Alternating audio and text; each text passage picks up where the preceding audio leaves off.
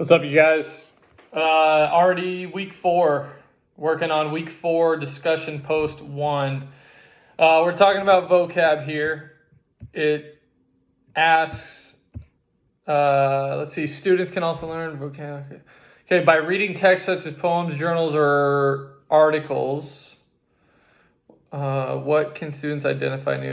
Okay, and then it says, pick a text in your content area. Okay.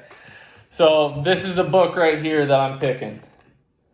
The Dynamics of Skill Acquisition, a Constraints-Led Approach. Highly recommend this text for anybody that is an athletics coach of all ages.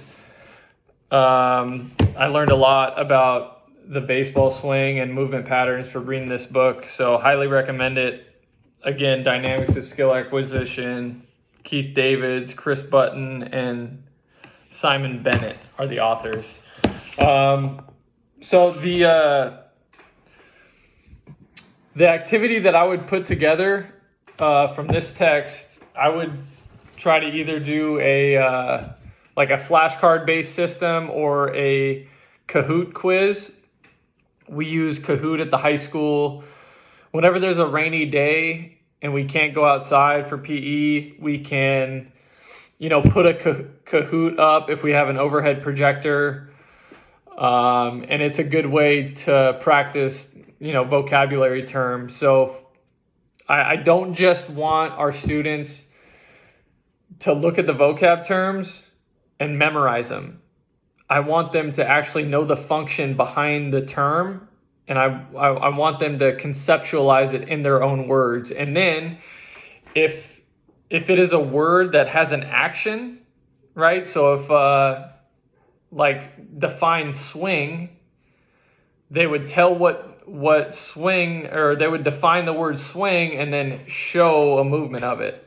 So then they're getting the kinesthetic feedback, and they're using their critical thinking skills and their reading and comprehension literacy skills to comprehend that thought and that word. So for instance, here I'm looking at control-based learning theory. So it's I can't think of what the word is. The acronym is COBALT. So control-based learning theory is in which the brain creates different types of representations so that important information can be symbolically represented or stored.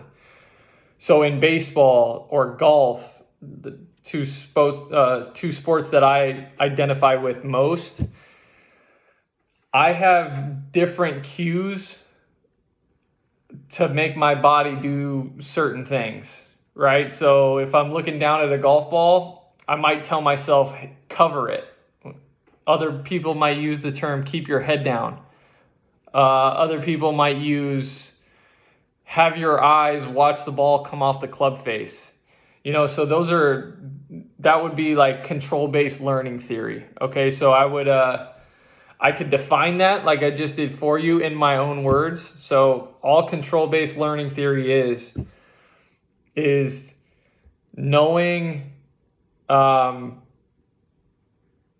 the move, right? Or like demonstrating the move, and then having your own way to think about a certain movement pattern, and having that cue help you move in the most optimal manner.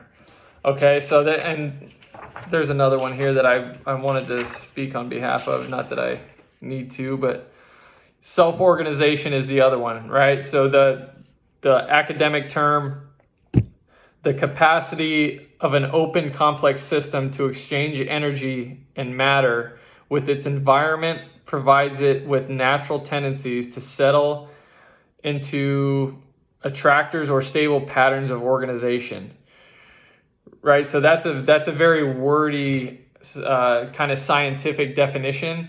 I don't want the students, like I said, I don't want the students to regurgitate that verbatim. I'd rather them say, let the body self-organize means just let the body move the way that it wants to